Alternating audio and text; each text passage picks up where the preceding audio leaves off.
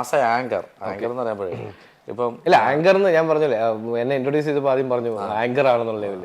Anchor like അതൊരു live anchor ഒന്നും അല്ല. നമ്മൾ സ്ക്രിപ്റ്റ് ഒന്നും പറയാൻ പറ്റില്ല. വണ്ടികളോട് ക്രേസ് ആയിരുന്നു. നമ്മൾ ജനിച്ചു വളർന്നതെല്ലാം വണ്ടി ഫീൽഡുമായിട്ടുള്ള ബന്ധമാണ്. എൻ്റെ ഫാദറിന് ഡ്രൈവിംഗ് സ്കൂളായിരുന്നു.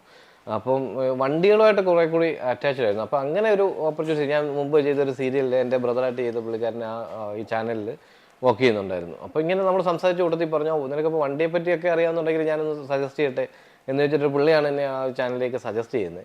അപ്പോൾ വണ്ടികളായതുകൊണ്ട് തന്നെ എനിക്കും കുറച്ച് ഇൻട്രസ്റ്റ് ആയി. ജയ്ഹിന്ദ് കേട്ടോ ചാനലിന്റെ പേര് പറയാം, കുഴപ്പമൊന്നുമില്ല. ജയ്ഹിന്ദിൽ ഹോട്ട് വീൽസ് എന്ന് പറഞ്ഞ പ്രോഗ്രാംസാണ് ചെയ്തുകൊണ്ടിരുന്നത്. ഇപ്പം റീസെൻ്റ്ലി ഒരു ചെയ്യുന്നില്ല, സമയത്തിൻ്റെ ബുദ്ധിമുട്ട്. ഡേയ്സ് അവർ എല്ലാം വീക്ക്ലി വൺസാണ് ഷൂട്ട് ചെയ്യുന്നത്. അപ്പോൾ ആ ദിവസങ്ങൾ നമുക്ക് പോകാനുള്ള ഒരു ബുദ്ധിമുട്ടുണ്ട്. അപ്പോൾ അങ്ങനെയൊക്കെ നമ്മൾ ഇപ്പം ചെയ്യുന്നില്ല. എന്നാലും അത് നല്ലൊരു എക്സ്പീരിയൻസ് ആയിരുന്നു. അപ്പോൾ ഞാൻ പറഞ്ഞതെന്ന് വെച്ച് കഴിഞ്ഞാൽ അതൊരു ലൈവ് ആങ്കറിങ് എന്ന് പറയാൻ പറ്റില്ല. നമുക്ക് ഈ വണ്ടികളോടുള്ള ക്രേസും ഉണ്ട്, പുതിയ വണ്ടികളുടെ കാര്യങ്ങൾ പറയാനുള്ള ഇൻട്രസ്റ്റും, അതോടൊപ്പം തന്നെ എനിക്ക് എക്സ്പീരിയൻസ് ചെയ്യാനൊക്കെ ഉള്ളതുകൊണ്ട് മാത്രം അങ്ങനെ ഒരു ആങ്കർ ആയി പോയതാണ്. ലൈവ് ചെയ്യാൻ ഭയങ്കര സുഖമാണ് കേട്ടോ. ലൈവ് ചെയ്യുന്നതാണ് ഒരു പെർഫെക്റ്റ് കാര്യം. ഓഡിയൻസുമായിട്ട് നമ്മൾ റൂമിനകത്തല്ലേ ചെയ്യുന്നത്, നോർമലി പറഞ്ഞ നോർമലി. അതെ അതെ, ചിലപ്പോൾ കുറച്ച് ആൾക്കാർ മാത്രം കാണും ഫ്ലോറിനകത്ത്. അതെ അതെ. ലൈവ് ചെയ്തിട്ടുണ്ടോ എപ്പോഴെങ്കിലും? ഇല്ല, ലൈവ് ആങ്കറിംഗ് ഒന്നും ചെയ്തിട്ടില്ല. ഉറപ്പായിട്ട് എനിക്കൊരു ഇത് വരുവാണെങ്കിൽ ആങ്കർ വേണമെങ്കിൽ ഞാൻ വിളിക്കും, എൻ്റെ കൂടെ ചെയ്യണം. അല്ല, എനിക്ക് ഞാൻ പറഞ്ഞില്ല, എനിക്ക് അങ്ങനെ ഒരു ലൈവ് കൂടെ കണ്ടാക്കി തന്നാൽ കുഴപ്പമില്ല, നമുക്ക് നോക്കാം, ട്രൈ ചെയ്ത്. ഇപ്പൊ ഫോൺ വരുമ്പോ എങ്ങനെ ജൂനിയർ ആർട്ടിസ്റ്റ് എന്ന് പറഞ്ഞാൽ വിളിക്കുന്നത്? അല്ലല്ല, അനൂപ് സൂര്യ. ഇല്ല, ഞാൻ പറഞ്ഞില്ല, ജൂനിയർ ആർട്ടിസ്റ്റായിട്ട് ആ ഒരു 2 മൂവി ചെയ്തിട്ടേ ഉള്ളൂ.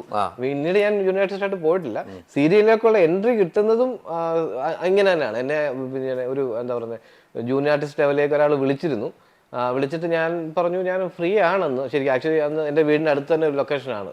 അപ്പോൾ അല്ല, ഇവിടെ ട്രിവാൻഡ്രത്ത് തന്നെ, ഇപ്പോൾ ട്രിവാൻഡ്രത്ത് സെറ്റിൽഡാണ്. അപ്പോൾ ഇവിടെ അടുത്ത് തന്നെ ഒരു സ്റ്റുഡിയോയിലാണ് വിളിച്ചത്. അപ്പോൾ ഞാൻ ഈ പറഞ്ഞ പോലെ തന്നെ നമ്മുടെ വേറെ ആരെങ്കിലും അവിടെ ചെന്ന് പരിചയപ്പെടാമല്ലോ എന്നുള്ള രീതിയിൽ അവിടെ ചെന്നതാണ്. അങ്ങനെ അവിടെ ചെന്ന് കഴിഞ്ഞിട്ട് ഞാൻ പറഞ്ഞു എനിക്ക് ചെയ്യാൻ ബുദ്ധിമുട്ടുണ്ട് എന്ന് പറഞ്ഞു. ഈ പറഞ്ഞു കോൺസ്റ്റബിൾ ആയിട്ടാണ് വിളിച്ചത്. ഞാൻ പറഞ്ഞില്ല, താടി എടുക്കണം. കോൺസ്റ്റബിൾ കണ്ടോ ആരെങ്കിലും? ഈ സിനിമയിൽ ആരെങ്കിലും കണ്ടോ ജൂനിയർ ആർട്ടിസ്റ്റ്? സിനിമയിൽ നമ്മുടെ ഫ്രണ്ട്സും പരിചയമുള്ളവരൊക്കെ വീണ്ടും വീണ്ടും കോൺസ്റ്റബിൾ തന്നെ വരുന്നുണ്ട്. അതറിയത്തില്ലേ, നമ്മൾ ഈ ഇൻഡസ്ട്രിയിൽ അങ്ങനെ ഒരു കുഴപ്പമുണ്ട്. പറയുന്നുണ്ട്. അത് തന്നെ. ഇപ്പൊ ഞാൻ ചെയ്തുകൊണ്ടിരിക്കുന്ന വില്ലനാണ്. എനിക്കിപ്പോ വരുന്നത് കൂടുതലും വില്ലനായിട്ടുള്ള നെഗറ്റീവ് ക്യാരക്ടേഴ്സ് ആണ് വരുന്നത്. ഇപ്പൊ എന്റെ 3ാമത്തെ സീരിയലാണ് ഞാൻ ഇപ്പൊ നെഗറ്റീവ് ചെയ്യുന്നത്.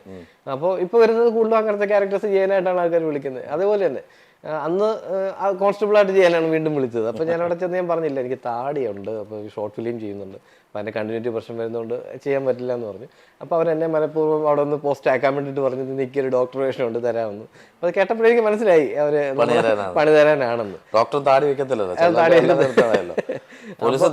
അറിയോ? മലയ്ക്ക് വന്ന പോലീസ് ആക്കായിരുന്നു. അതെ അതെ, അതെ. എന്തായാലും നമ്മുടെ ലക്ഷ്യം ഇതായതുകൊണ്ട് തന്നെ ഞാൻ വിചാരിച്ചു എന്തായാലും നിൽക്കാം, ആരെങ്കിലും പരിചയമുള്ളവരെ കിട്ടിയാലോ അല്ലെങ്കിൽ ആരെങ്കിലും പരിചയപ്പെട്ടിട്ട് ഒരു ഓപ്പർച്യൂണിറ്റി ചോദിക്കാമല്ലോ എന്നൊക്കെ വിചാരിച്ച് അവിടെ തന്നെ നിന്നു. അങ്ങനെ നിന്നപ്പോൾ എൻ്റെ കൂടെ പണ്ട് സൗദിയിലുണ്ടായിരുന്ന ഒരു ആർട്ടിസ്റ്റ് അന്ന് ഹീറോയായിട്ട് ആ സീരിയലിൽ ചെയ്തുകൊണ്ടിരിക്കുകയായിരുന്നു. എനിക്ക് സത്യം പറഞ്ഞ പുള്ളിക്കാരൻ ആദ്യം കണ്ടപ്പോൾ മനസ്സിലായില്ല. കുറേ വർഷം മുമ്പാണല്ലോ നമ്മളവിടെ ഒരുമിച്ച് വർക്ക് ചെയ്തിട്ടില്ല. സൗദിയിൽ ഉണ്ടായിരുന്നതുകൊണ്ട് ഞങ്ങൾ വേറെ ഒരു എന്താ പറയുക ഫ്രണ്ട് സർക്കിളിൽ ഉണ്ടായിരുന്ന ആളാണ്. അപ്പോൾ പുള്ളിക്കാരൻ പെട്ടെന്ന് വന്നിട്ട് എന്നോട് ചോദിച്ചു നീ എന്താ ഇവിടെ നിൽക്കണേ? ഞാൻ പറഞ്ഞു ഇല്ല, ഞാനിങ്ങനെ ജസ്റ്റ് വിളിച്ചപ്പോൾ വന്നതാണ് എന്ന് പറഞ്ഞു. അപ്പോൾ പുള്ളിക്കാരൻ ആ സീരിയലിൽ ഹീറോ ആയിട്ട് ചെയ്യുകയാണ്. പുള്ളിക്കാരൻ വിളിച്ചിട്ട് എന്നെ അവിടുത്തെ ഡയറക്ടറെയും കൺട്രോളറിനെയൊക്കെ പിന്നെ പരിചയപ്പെടുത്തി. പുള്ളിയുടെ പേര് അലിഫ് ഷാ. സോറി, ഞാൻ പേര് പറയാൻ പറ്റി പോയി. സോറി, അലിഫ് ഖാ. സോറി, ലോട്ടറി അടിച്ച അലിഫ് ഷാ. അതെ, ലോട്ടറി അടിച്ച സുഹൃത്താവൻ. സമ്മതിക്കുന്നില്ല ഇപ്പോഴും ലോട്ടറി അടിച്ചത്. അവന്റെ സുഹൃത്താവൻ സമ്മതിക്കാത്ത അവനിപ്പം ഓരോ സ്ഥലങ്ങളിലോട്ട് അവൻ സ്വർണ്ണം വാങ്ങിച്ചിട്ടോണ്ടിരിക്കുക. ഞാൻ മണിമുത്തിലെ ലൊക്കേഷൻ പോയപ്പോ ഞാൻ അവനെ കണ്ടായിരുന്നല്ലേ, കാര്യങ്ങൾ ചോദിച്ചായിരുന്നു. മിക്കവാറും ഇപ്പൊ എന്നെ വിളിച്ചിട്ട് ഞാനറിയുമ്പോ കുഴപ്പമില്ല. ഓക്കെ, അലിഫൊക്കെ വിളിച്ചിട്ട് എന്നെ ബാക്കിയുള്ളവരെ പരിചയപ്പെട്ടു. അന്ന് തന്നെ ആ യാറ സ്റ്റുഡിയോയിലായിരുന്നു. അവിടെ വെച്ച് തന്നെ വിഷ്ണു എന്ന് പറഞ്ഞൊരു ഫ്രണ്ട് ഉണ്ട്, വിഷ്ണു നായർ. അത് ഞങ്ങൾ നേരത്തെ ഉണ്ടായ ഫ്രണ്ടാണ്. അവനെ ആ ലൊക്കേഷൻ വെച്ച് തന്നെ കണ്ടു. അപ്പോൾ വിഷ്ണുവും എനിക്ക് കുറേ കൺട്രോളേഴ്സിൻ്റെ നമ്പേഴ്സ് ഫോർവേഡ് ചെയ്ത് തന്നു. ഒരു 17, എനിക്കിപ്പോഴും ഓർമ്മയുണ്ട്, 17 കൺട്രോളേഴ്സിന്റെ നമ്പർ അയച്ചേക്കണേ. ഇന്റർവ്യൂ എടുക്കാൻ പോകാൻ വേണ്ടിയിട്ട്. അപ്പൊ അങ്ങനെ ഒരു 17 കൺട്രോളേഴ്സിന്റെ നമ്പർ അയച്ചു തന്നിട്ട് എന്നെ പറഞ്ഞു ഫോർവേഡ് ചെയ്യും, വിഷ്ണു പറഞ്ഞിട്ട് ചെയ്യാണെന്ന് പറഞ്ഞിട്ട് ചെയ്യാൻ പറഞ്ഞു. അങ്ങനെ നമ്മൾ ഞങ്ങൾ ട്രൈ ചെയ്തുകൊണ്ടേയിരുന്നു. അതെ, ശ്രമം. നമ്മൾ ഫോട്ടോസും ഇതൊക്കെ അയച്ചു കൊടുത്തോണ്ടേയിരുന്നു. അങ്ങനെ ഇരുന്ന കൂട്ടത്തിൽ ഒരു കൺട്രോൾ വിളിച്ചിട്ട് പറഞ്ഞു ഇതുപോലൊരു ലൊക്കേഷനിലേക്ക് പോവാ, ഒന്ന് കാണാനാണ് എന്ന് പറഞ്ഞു. അതിനിടയ്ക്ക് ഞാൻ പറഞ്ഞില്ല ആരിഫ് ഷാ പറഞ്ഞിട്ട് ആ സീരിയലിൽ ബാങ്ക് മാനേജറായിട്ടൊരു സീൻ ചെയ്തു, ഒരു വേഷം കിട്ടി. അതങ്ങനെ ചെയ്തു. അത് കഴിഞ്ഞപ്പോൾ വീണ്ടും വേറൊരു സീരിയലിൽ റിപ്പോർട്ടറായിട്ട്, മഴവിൽ മനോരമ ഒരു സീരിയലിൽ മഞ്ഞിലിരിഞ്ഞ പൂ എന്ന് പറഞ്ഞു റിപ്പോർട്ടറായിട്ട് ചെറിയൊരു സാധനം കിട്ടി. അങ്ങനെ അത് ചെയ്തു. അങ്ങനെ ഇരിക്കുന്ന കൂട്ടത്തിൽ ഒരു സീരിയലിൽ ഫ്രണ്ടായിട്ട് വിളിച്ചല്ല, അതിലെ ഒരു സീരിയലിലേക്ക് ജസ്റ്റ് കാണാനായിട്ട് ലൊക്കേഷനിൽ വിളിപ്പിച്ചു.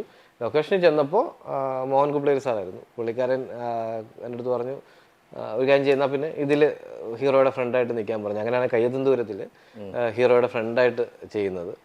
അങ്ങനെ ആ സീരിയലിൽ എനിക്കൊരു 100-200 എപ്പിസോഡോളം ഹീറോയുടെ ഫ്രണ്ടായിട്ട് തന്നെ ചെയ്തു. അങ്ങനെ ഇരിക്കുമ്പോൾ തന്നെ പിന്നെ ഓഡിഷൻ അറ്റൻഡ് ചെയ്തു. അതുവരെ ഓഡിഷനൊന്നും അറ്റൻഡ് ചെയ്തിട്ടില്ലായിരുന്നു. ഓഡിഷൻ കേൾക്കുമ്പോഴേ പേടിയാണ്, നമുക്ക് പറ്റുമോ അഭിനയിക്കാനൊന്നും അറിയാത്ത ഞാൻ പോയിട്ട് എന്ത് ചെയ്യും എന്നുള്ളൊരു കൺഫ്യൂഷനായിരുന്നു.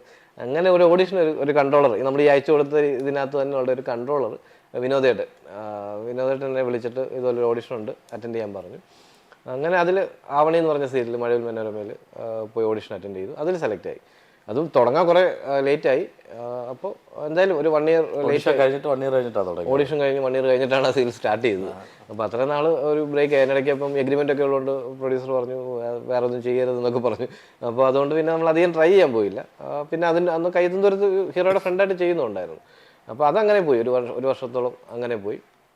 അതിന് ശേഷമാണ് പിന്നെ ഓഡിഷൻ ഒന്നും ഇല്ലാതെ തന്നെ ഇങ്ങോട്ട് കൺട്രോളേഴ്സ് ഒക്കെ വിളിച്ച് ക്യാരക്ടേഴ്സ് തരാൻ തുടങ്ങിയത്.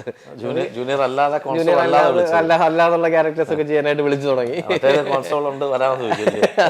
അല്ല, അതൊക്കെ ചെയ്യുന്ന സമയത്ത് എനിക്ക് കോൾസ് വരാറുണ്ട് കേട്ടോ. അനുവേ ഒരു കാര്യമുണ്ട്, നമ്മൾ ആഗ്രഹം മോഹിച്ച് നടക്കുമ്പോൾ ആഗ്രഹം ഏറ്റവും കൂടുതൽ നമുക്ക് വരുന്ന സമയം നമ്മൾ എന്തും ചെയ്തു പോകും. പക്ഷെ പിന്നെയാണ് നമ്മൾ ആലോചിക്കുന്നത് നമ്മൾ ഇത് ചെയ്താൽ ഇതിൽ തന്നെ കിടക്കേണ്ടി വരുമോ എന്നുള്ള ചിന്ത വരുന്നത്. ഇല്ല, ശരിക്കും പറഞ്ഞാൽ അങ്ങനെ ചിന്തിക്കരുത്. ആക്ടർ ആവാൻ തീരുമാനിച്ചു കഴിഞ്ഞാൽ എന്ത് കിട്ടിയാലും ചെയ്യാന്നുള്ളതാണ് എനിക്ക് തോന്നുന്നത് കേട്ടോ. ഞാൻ ഈ നെഗറ്റീവ് ഞാൻ ഇപ്പോൾ ചെയ്തുകൊണ്ടിരിക്കുമ്പോഴും എൻ്റെ അടുത്ത് ഇപ്പോഴും നീ എല്ലാത്തിനും നെഗറ്റീവ് ആണല്ലോ, എന്താ നീ ഒന്ന് മാറ്റി പിടിക്കാതെ പോസിറ്റീവ്. എന്നെ സംബന്ധിച്ചും ലൈഫിൽ നേരെ ഓപ്പോസിറ്റ് ആണ്. അങ്ങനെ നെഗറ്റീവ് ഉള്ള ആരെ സമ്മതിക്കില്ലല്ലോ, നെഗറ്റീവ് ഉള്ളവരാണെങ്കിൽ പോലും സമ്മതിക്കില്ലല്ലോ. ഇപ്പൊ ഒരു എന്താ പറഞ്ഞ കൊലപാതകം ചെയ്ത ആളുടെ അടുത്ത് പോയാലും പുള്ളിക്കും കാണും 100 ന്യായങ്ങൾ. ശരിയല്ലേ? ഇടയ്ക്ക് നിൽക്കും, ഞാനല്ല ചെയ്തെന്ന് അവസാനം വരെ നിൽക്കുമല്ലോ. പുള്ളിക്ക് പുള്ളിയതായിട്ടുള്ള ന്യായങ്ങൾ കാണും. ഇപ്പൊ ഒരു മോഷ്ടാവിനെ മോഷ്ടിക്കാനുണ്ടായ റീസൺസ് അവന്റെ കുഞ്ഞിനെ പോലെ വളർന്നു വന്ന സാഹചര്യങ്ങളിൽ പലതും ഉണ്ടാവാം. തീർച്ചയായിട്ടും അല്ലേ? അതുപോലെ തന്നെയാണ്. അത് നമ്മൾ പറഞ്ഞു തന്ന വിഷയം മാറിപ്പോയി. അതായത് ആക്ടർ എന്ന നിലയിൽ നോക്കുമ്പോൾ എന്ത് കിട്ടിയാലും അഭിനയിക്കുക എന്നുള്ളതാണ്. അതുകൊണ്ട് തന്നെ ഞാൻ നെഗറ്റീവ്സ് വരുന്നതൊക്കെ എടുക്കുന്നുണ്ട്. ഞാൻ പറയട്ടെ, നായകനെക്കാട്ടിലും ഏറ്റവും നല്ലത് നെഗറ്റീവ് ആണ്. തീർച്ചയായിട്ടും പെട്ടെന്ന് ഐഡന്റിഫൈ ചെയ്യുന്നുണ്ട്. തീർച്ചയായിട്ടും ഞാൻ പറഞ്ഞില്ലേ, കുടുംബവിളക്ക് എന്ന് പറഞ്ഞ സീരിയലിൽ ഞാൻ നെഗറ്റീവ് കഥാപാത്രമാണ് ചെയ്തത്. നെഗറ്റീവ് പ്ലസ് ഒരു സൈക്കോ ആയിരുന്നു, സൈക്കോ ഡോക്ടറായിട്ടുള്ളതാണ്. അപ്പോൾ അതെനിക്ക് നല്ല റീച്ച് കിട്ടി. പുറത്തൊക്കെ ഇറങ്ങുമ്പോൾ ആൾക്കാർ പെട്ടെന്ന് ഐഡന്റിഫൈ ചെയ്യുന്നു. സൈക്കോ എന്ന് വിളിക്കാറുണ്ടോ? സൈക്കോ എന്ന് വിളിച്ചാൽ ക്യാരക്ടർ ബേസ് ചെയ്താ വിളിക്കുന്നത്. ക്യാരക്ടർ അത് സൈക്കോ ഡോക്ടർ സൈക്കോ എന്ന് പറഞ്ഞിട്ട് തന്നെ ആയിരുന്നു അതിൽ വിളിക്കുന്നത്.